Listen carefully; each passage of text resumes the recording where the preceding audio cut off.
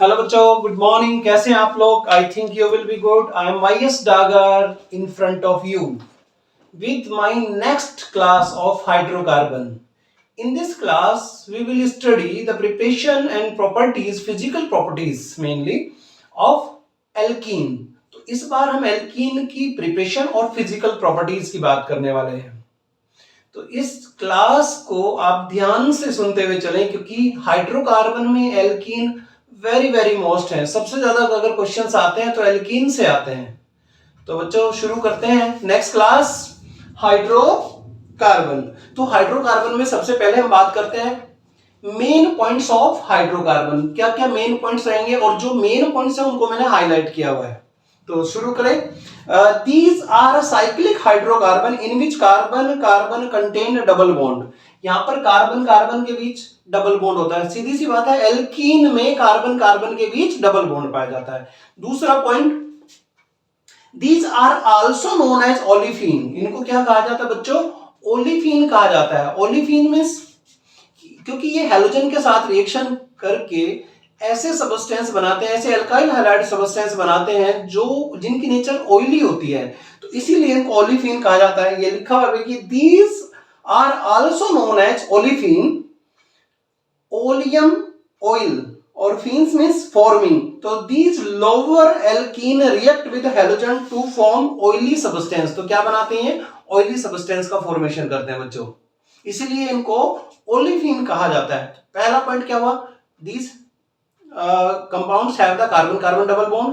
Second, these are react with halogen to form oily substance. Clear? यहां तक।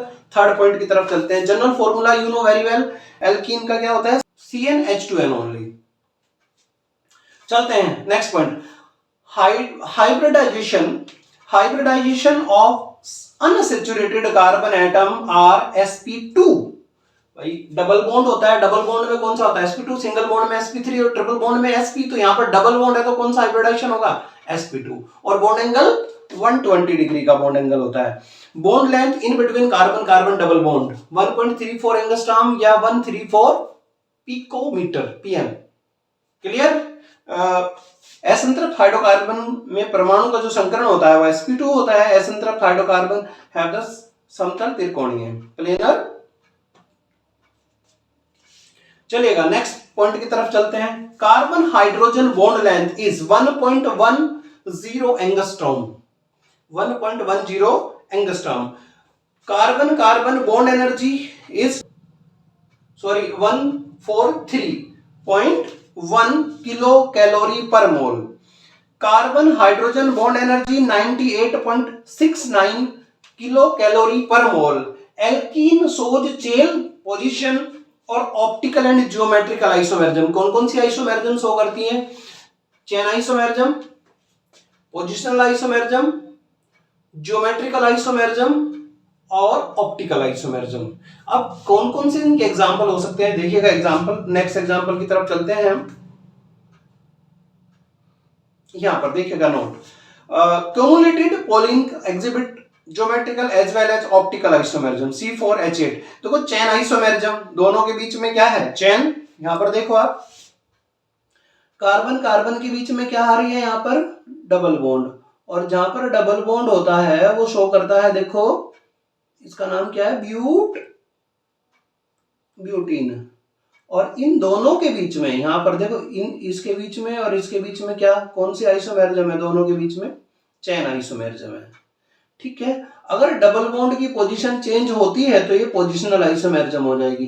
Positional isomerism.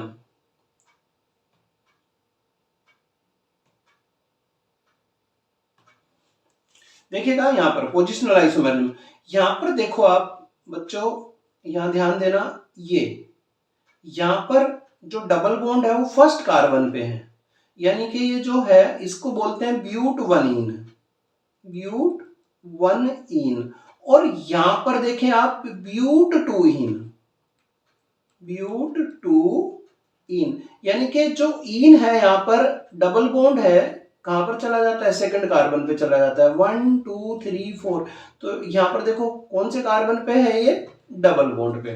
तो double bond की position change हो रही है। अगर those compound which have the same molecular formula but position of double bond, triple bond और functional group is different, shows the positional isomerism. तो यहाँ पर डबल बॉन्ड की पोजीशन चेंज हो रही है बच्चों। डबल बॉन्ड यहाँ पर फर्स्ट कार्बन से सेकंड कार्बन पे चला जाता है तो पोजिशनल आइसोमेरिज्म हुई, और अगर ब्रांच बनाता है तो चेन आइसोमेरिज्म होती है। और अगर कार्बन कार्बन के बीच डबल बॉन्ड है और एक ही कार्बन पर टू डिफरेंट ग्रुप और एटम जुड़े होते हैं और उनकी डायरेक्शन एक ही डायरेक्शन में अगर अटैकिंग रिएजेंट अटैच होते हैं तो वहां पर होती है सिस फॉर्म, और opposite it shows the transform. देखो यहां पर ये इसके एग्जांपल हो जाते हैं, यहां पर देखो ज्योमेट्रिकल आइसोमेरिज्म, सिस फॉर्म और ट्रांसफॉर्म। इसके साथ साथ फंक्शनल आइसोमेरिज्म की अगर हम बात करें, फंक्शनल आइसोमेरिज्म आपको दिखाई दे रहा है। फंक्शनल यानी कि डबल बॉन्ड अगर साइक्लिक में कन्वर्ट हो रहा है तो इन दोनों के बीच का जो आइसोमेरिज्म होगा वो फंक्शनल आइसोमेरिज्म होता है, और यहां पर ये सिस फॉर्म होती है और ये ट्रांसफॉर्म। मैंने बताया था कि अगर सेम ग्रुप एक ही डायरेक्शन में होते हैं तो सिस फॉर्म, और opposite it shows the transform. Clear यहां तक? और ये जरूरी नहीं ब्यूटीन में ही हो, आप अगर पेंटीन की हम बात करते हैं, पेंट टू इन, यहां पर देखो CH double bond CH2 CH3, अगर इन दोनों के बीच में देखें तो कार्बन कार्बन के बीच डबल बॉन्ड, एक पे H और एक साइड में क्या लगाओगे आप CH3, इधर H और इधर क्या लग जाता है C2H5, कौन सी फॉर्म हो गई? Cis form. और अगर किसी एक की डायरेक्शन चेंज कर दे, जैसे यहां पर CH3 की डायरेक्शन हम चेंज कर रहे हैं, डायरेक्शन चेंज हो जाए तो ये बन जाएगा ट्रांसफॉर्म। क्लियर? ट्रांसफॉर्म, ये थोड़ा सा ज्यादा ही हो गया गोल गोल सा, कोई दिक्कत नहीं, समझ तो आ ही गया होगा आपको। आगे चलते हैं बच्चों। Optical isomerism, those compound in which carbon atom have the 4 different group और एटम, जिस पर 4 डिफरेंट ग्रुप और एटम लगे होते हैं वो ऑप्टिकल आइसोमेरिज्म शो करता है, और ऐसे कार्बन कहलाते हैं एसिमेट्रिकल कार्बन एटम। तो यहां पर देखो ये आपको एसिमेट्रिकल कार्बन एटम दिखाई दे रहा है ना, इसको मैं स्टार से रिप्रेजेंट कर देता हूं, स्टार। पेन पॉइंट कहाँ गया? ये रहा, यहां पर स्टार से रिप्रेजेंट करूं, क्योंकि यहां पर देखो ये डिफरेंट, एक C2H5 है, एक तरफ H है और एक तरफ CH2 डबल बॉन्ड CH2 है, तो 4 डिफरेंट ग्रुप और एटम जुड़े हुए हैं। तो यहां पर ये क्या शो करता है? ऑप्टिकल आइसोमेरिज्म शो करेगा, ये करेगा ऑप्टिकल आइसोमेरिज्म शो, क्योंकि इस पर 4 डिफरेंट ग्रुप और एटम जुड़े होते हैं, क्लॉकवाइज और एंटी क्लॉकवाइज दोनों डायरेक्शन में रोटेट कर सकता है। चलिएगा नेक्स्ट, अब बात करते हैं प्रिपरेशंस ऑफ एल्कीन, और इसमें सबसे पहला पॉइंट है बच्चों बाय एल्काइन। एल्काइन का रिडक्शन करते हैं तो एल्कीन में कन्वर्ट होता है। इसमें लिंडा रिएजेंट का यूज किया जाता है क्योंकि ये एल्कीन को एल्केन बनने से रोकता है। यहां पर बेरियम सल्फेट कैटालिटिक पॉइजन का काम करता है, और ये बेरियम सल्फेट ही एल्कीन को एल्केन बनने से रोकता है। तो देखिएगा रिएक्शन, ये है एल्काइन, यहां पर मैं लिख देता हूं, ये है एल्काइन।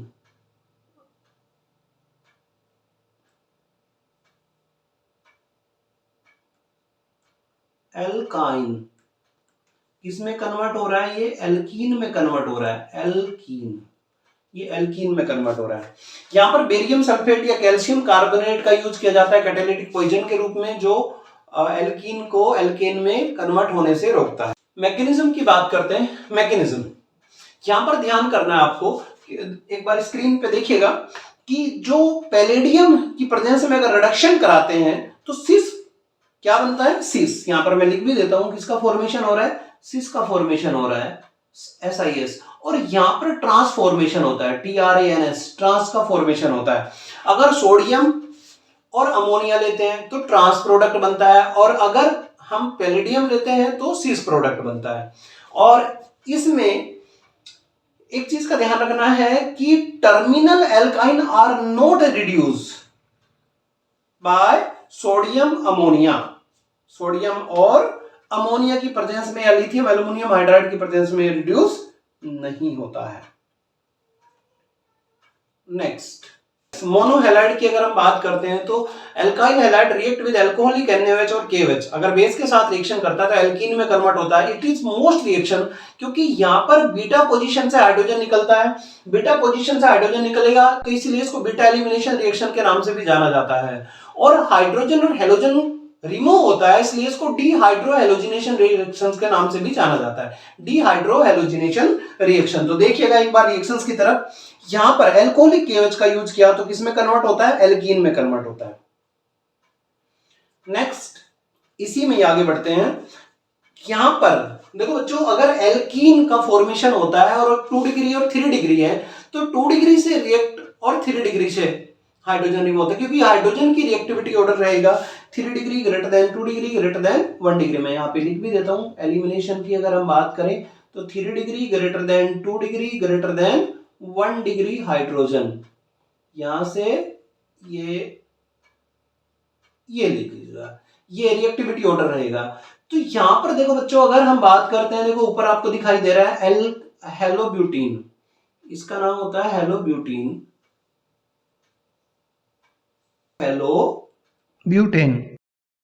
हेलोब्यूटेन को रिएक्ट कराया, तो ये तो बना बच्चों माइनर प्रोडक्ट, क्योंकि 1 डिग्री है, यहां पर देखो ये 1 डिग्री है और ये होता है 2 डिग्री, तो 2 डिग्री से लेगा तो यहां पर क्या बनाएगा, मेजर प्रोडक्ट बनाएगा।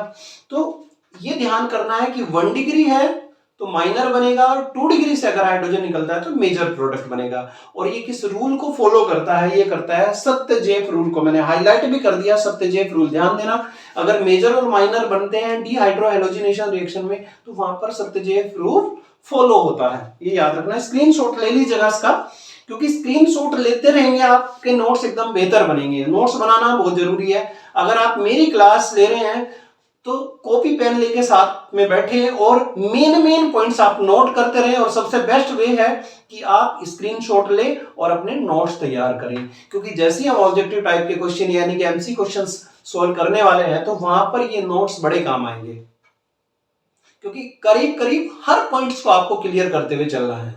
तो इसीलिए आप एमसीक्यू क्वेश्चंस करने हैं आपको, सीधी सी बात है, कंपटीशन की तैयारी कर रहे हैं या फिर करने वाले हैं तो इनको निकालना पड़ेगा ही, और एमसीक्यू क्वेश्चंस की प्रैक्टिस करनी है तो सीधी सी बात है आपके पास मटेरियल होना चाहिए। नेक्स्ट प्रिपरेशन की तरफ चलते हैं। Dihalide, when alkyl halide react with zinc to form alkene, यहां पर मैंने बता भी रखा है कि जिंक की रिएक्शन हैलोजन के साथ कराओ, 2HX रिमूव करें, सॉरी ZnH2 रिमूव हो जाएगा इसमें से और बन जाएगा एल्कीन। देखो यहां पर किसका फॉर्मेशन हो रहा है, एल्कीन का फॉर्मेशन हो रहा है। चलिएगा आगे हम चलते हैं। विसिनल हैलाइड, विसिनल हैलाइड, पहली बात तो हमको ये पता होना चाहिए विसिनल कौन से होते हैं, कि those halide in which 2 halogen attached to the nearest carbon is known as vicinal dihalide.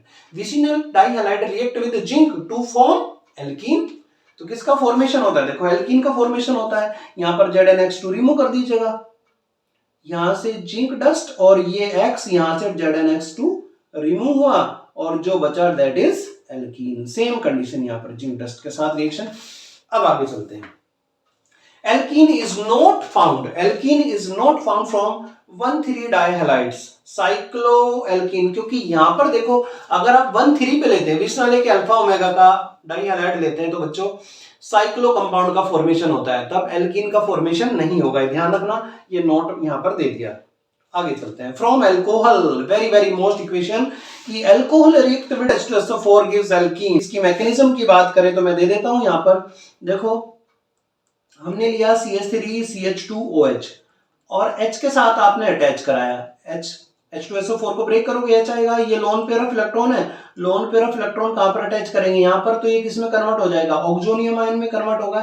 CH3 CH2OH2 positive, यहां से H2O बाहर करो, H2O रिमूव हुआ तो किस में कन्वर्ट हुआ, कार्बोकैटायन में, CH3 CH2 पॉजिटिव चार्ज, और यहां से इस पोजीशन से H को निकाल दीजिएगा, यानी कि इस पोजीशन से आप हाइड्रोजन को निकालोगे, तो जैसे ही H रिमूव हुआ ये कन्वर्ट हो जाता है CH2 डबल बॉन्ड CH2 में, और ये बन जाता है एल्कीन। और कौन सा एल्कीन बना, ये बना एथीन।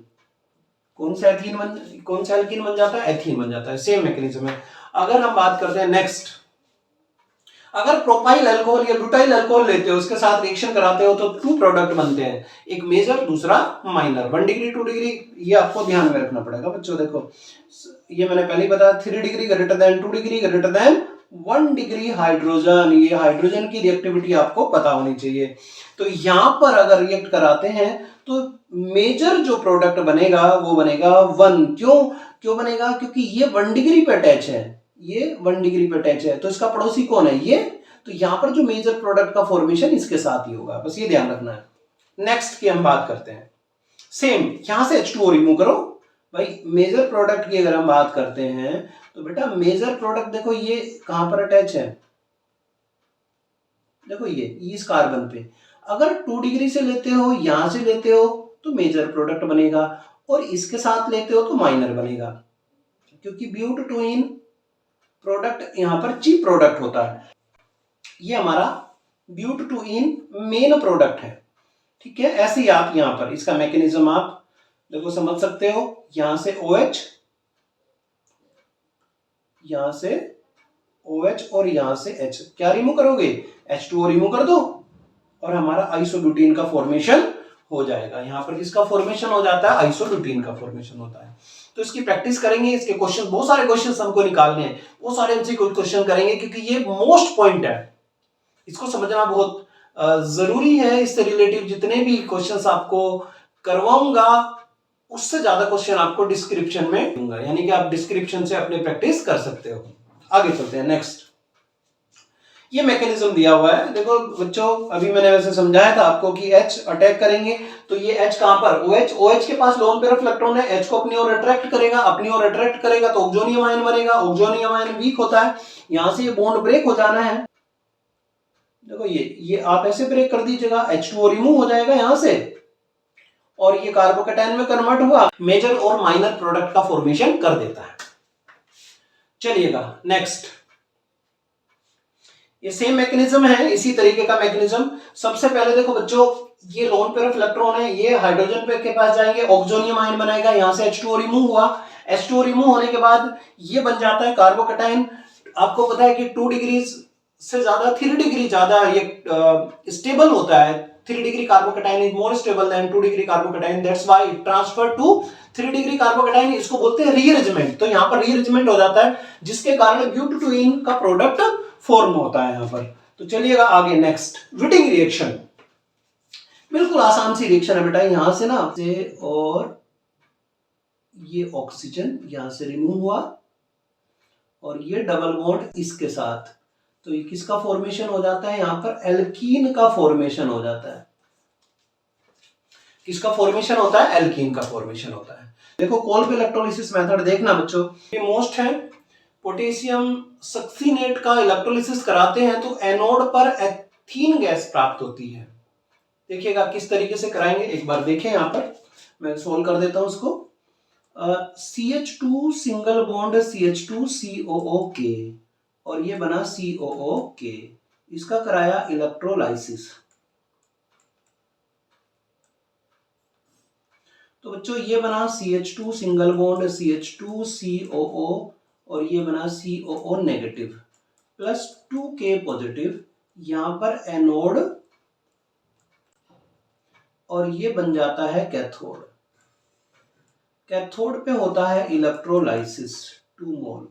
तो यहां पर क्या बना देखो, CH ट्रिपल बॉन्ड, सॉरी ये CH2 बनेगा यहां पर,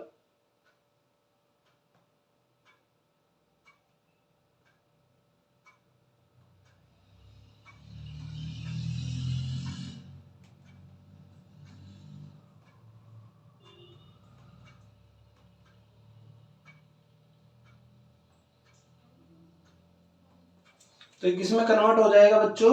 CH2 डबल बॉन्ड CH2 में।